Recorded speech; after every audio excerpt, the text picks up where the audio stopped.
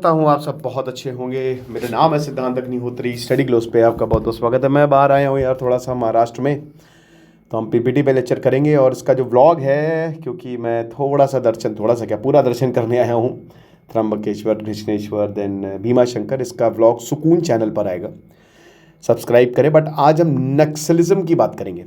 अमित शाह ने ये कहा है कि इंडिया नक्सल फ्री है। अब इसका मतलब क्या है?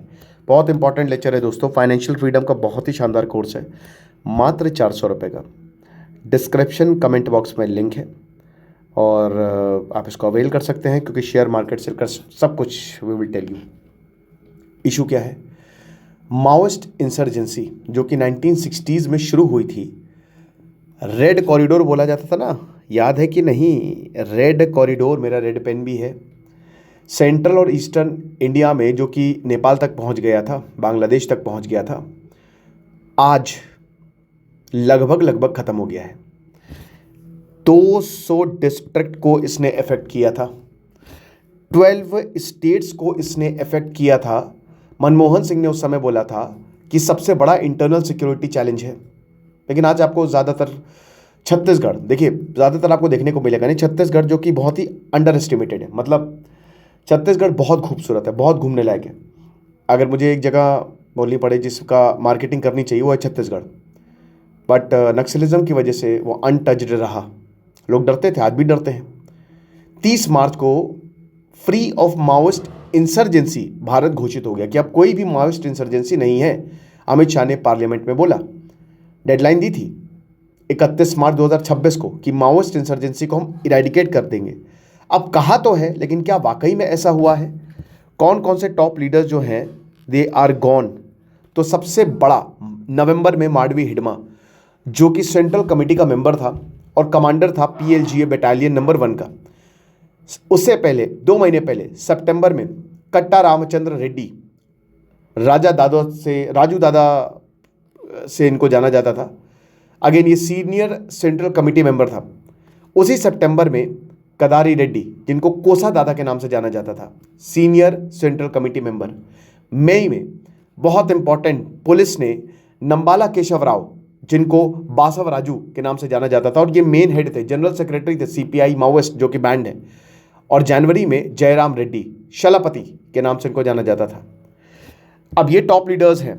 आगे क्या होगा? What next? की प्रायोरिटी है demining and area sanitisation. भाई देखो, एक चीज समझिए, फॉर्मर माओइस्ट का स्ट्रॉन्ग होल्ड जो है ना, वो काफी बड़ा है। कंसील्ड आईईडी, बहुत जगह पे इन्होंने आईईडी लगाए। अब ये आईईडी अभी भी छुपे हुए हैं, मतलब लोग ये जो माओइस्ट है लगा के भूल गए। तो सबसे पहले तो इसकी माइनिंग करनी पड़ेगी, इन सारे आईईडीज को निकालना पड़ेगा, बाकी एक्सप्लोसिव को निकालने पड़ेंगे, जो कि एक बहुत बड़ा थ्रेट है सिविलियंस के लिए भी। नहीं पता भाई को, कोई बच्चा जो है वो जंगल में जा रहा है और गलती से वो आईईडी पर टच कर गया, मर गया वो, और डेवलपमेंट को हिंडर करेगा। कोई कंपनी आई है, पता चला जहां पे उसने प्लांट लगा वहां आईईडीज है। स्पेशलिस्ट बॉम्ब डिस्पोजल यूनिट्स जो हैं वो तैनात हैं, जिसमें नेशनल सिक्योरिटी गार्ड, सबसे एलिट टीम जो भारत की है, मतलब एलिट जो हमारी एजेंसी है, वहाँ की टीम से, और वो इस एफर्ट को सुपर हिट करेंगे। At the same time Maoist cadre rehabilitation, मतलब ये बहुत बड़ी बात है कि जिन माओइस्ट कैडर्स ने, जिन माओवादियों ने सरेंडर किया है, उनकी रिहैबिलिटेशन, उनको पैसा दिया गया है, उनको, उनके बच्चों को स्कूलों में भेजा जा रहा है, उनको ज़मीनें दी गई है एक नई जिंदगी शुरू करने का। क्योंकि इतने समय से आप ये इंसर्जेंसी चला रहे हैं, 1960, सोचिए आज 60 साल हो गए, क्या मिला आपको? कुछ नहीं, नथिंग, यू गेन नथिंग। तो वेलफेयर स्कीम्स हो गया, लोकल गवर्नेंस हो गया, सब कुछ। धरती आबा जनजाति ग्राम उत्कर्ष अभियान, ये एक बहुत इंपॉर्टेंट इनिशिएटिव है, जो ट्राइबल विलेज को एसेंशियल सर्विस देता है, जिसमें हाउसिंग से लेकर कनेक्टिविटी तक सब शामिल है। आज आप छत्तीसगढ़ में जाएंगे, यू विल बी सरप्राइज्ड कि वहां पे गांव प्रॉस्पर हो रहे हैं, रोड पहुंच गई है, समझ रहे हो? व्लॉग बनाए जा रहे हैं, बहुत अच्छी बात।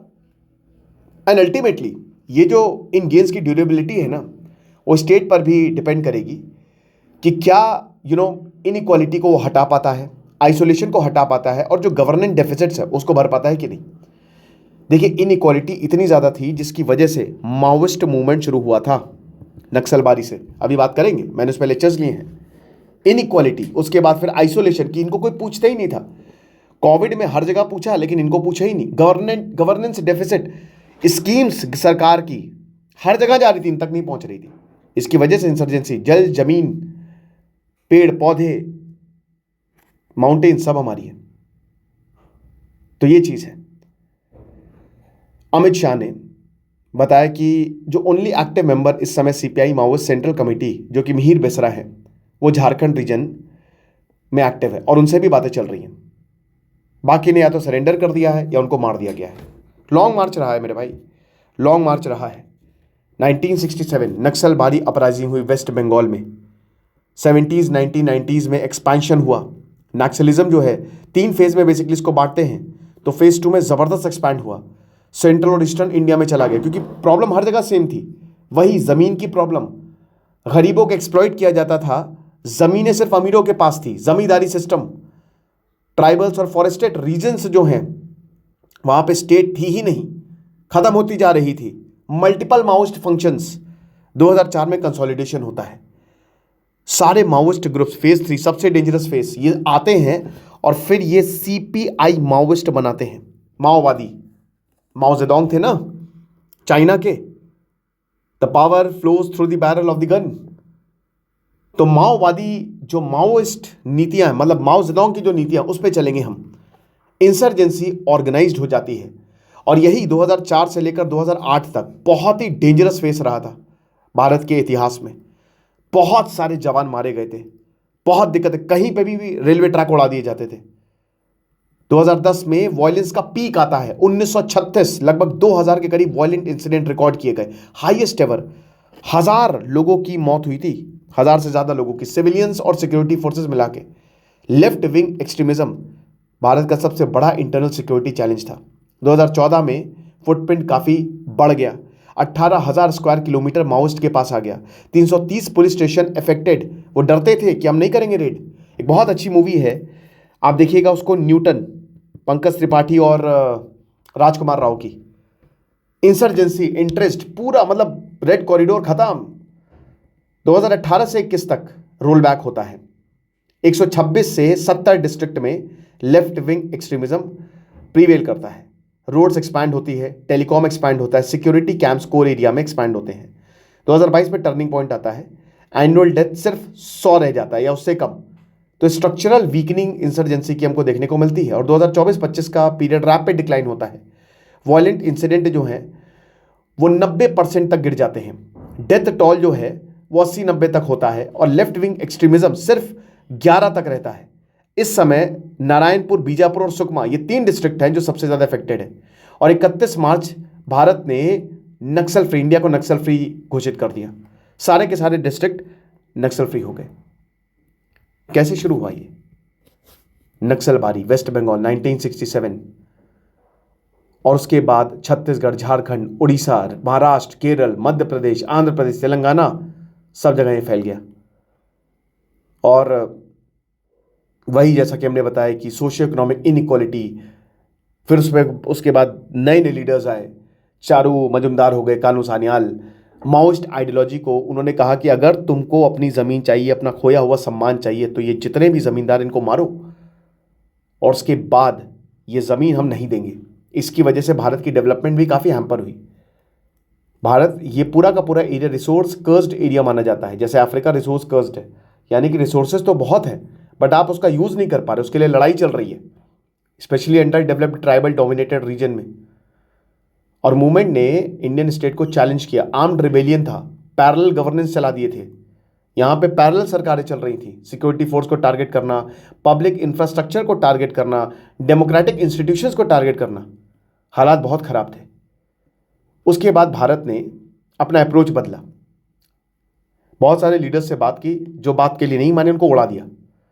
Combining security operation with inclusive development, कि इतना ज़्यादा एरिया में डेवलपमेंट स्कीम चला दो कि कोई दिक्कत ना रहे। एफिशिएंट ब्यूरोक्रेट्स को लगाया गया, सरकार भी प्रतिबद्ध थी, केंद्र का पूरा सपोर्ट था, कम्युनिटी इंगेजमेंट था, जिसकी वजह से ज़बरदस्त रिजल्ट हमको देखने को मिले। समझ रहे हैं? और आप ये मान के चलिए कि डेथ्स काफ़ी हुई, बट ज़्यादातर जितने भी लीडर्स हैं सरेंडर किया। तो ड्रास्टिक डाउनफॉल हमको देखने को मिला जब से national policy and action plan 2015 जैसे ही इसको इम्प्लीमेंट किया तो चीज़ें बदल गई। तो जो जोग्राफिकल स्प्रेड है ना, मतलब आप ये मान के चलिए कि 2018 में जहाँ पे 126 डिस्ट्रिक्ट अफेक्टेड थे वो 7 हो गए फरवरी 2026 आते आते। 8 साल के अंदर अंदर नक्सलिज्म को इतना ज़्यादा हमने कम कर दिया। ठीक है, तो वायलेंस थी, काफ़ी ज़्यादा थी, बट जैसा कि मैंने बताया बैटल फील्ड में 364 नक्सल्स मारे भी गए। सरकार ने डिसमेंटल किया, जिनसे बात हो सकती थी बात हुई। 1000 से ज़्यादा लोगों को अरेस्ट किया, सरेंडर हुए 2300 से ज़्यादा लोग। और आज insurgency is on the verge of extinction. बात करिए, जितना हो सके बात करिए। बस्तर रेंज इंस्पेक्टर जनरल मतलब जो आईजी हैं पी सुंदरराज, उन्होंने वार्निंग दी थी कि टाइम आपके लिए जाता जा रहा है। वायलेंस चूज करना है या सिक्योरिटी फोर्सेस कन्फ्रंट आपको करेंगे, मौत चूज करनी है, आपके ऊपर है। ठीक है ना। आज बहुत कम वेस्ट सिंहभूम, कंकड़, बीजापुर, सुकमा, दंतेवाड़ा, कंधामल, नारायणपुर, ये यहाँ पे भी बहुत ही नाम मात्र का नक्सलिज्म रह गया है। तो जाहिर सी बात है, there have been mix of security development and measures that has been taken. So the expansion has been substantial. Fortified police station बनाए गए, जहाँ पे किसी भी पुलिस स्टेशन पे अंदर जाके घुस के हमला होता था। 300 नए कैंप्स बनाए गए। स्पेशलाइज्ड यूनिट को डिप्लॉय किया गया, जैसे cobra, commando battalion of resolute action, इनको डिप्लॉय किया गया। और कोऑर्डिनेशन हुआ सेंट्रल और स्टेट एजेंसीज में। एक और important pillar financial crackdown, enforcement directorate और एनआईए ने इंसर्जेंसी फंडिंग नेटवर्क को टारगेट किया। पाकिस्तान भी लिंक है, वहां से पैसा आता है। पीएमएलए जैसे एक्ट या एसेट्स को सीज करना, ये भी बहुत इंपॉर्टेंट है। पैसा खत्म कर दोगे तो खेल खत्म। लेकिन सबसे डिसाइसिव गेन ये रहा डेवलपमेंट। बहुत इन्वेस्टमेंट किया, 14,000 किलोमीटर की रोड बना दी। टेलीकॉम कनेक्टिविटी, गांव गांव तक इंटरनेट पहुंचा दिया। हजारों मोबाइल टावर्स लगाए गए। बैंकिंग सर्विसेज दी गई। पोस्ट ऑफिस स्टैब्लिश किए गए और स्कूल्स बनाए गए। Civic action programme, broader tribal outreach efforts लिए गए ताकि ट्रस्ट को रिबिल्ड किया जा सके और माओइस्ट प्रोपेगेंडा को काउंटर किया जा सके। जो लोकल सपोर्ट था वो लगभग खत्म हो गया और आज उसका असर हमको देखने को मिल रहा है। बाकी आपको क्या लगता है मुझे कमेंट बॉक्स में बताइएगा। Thank you so much.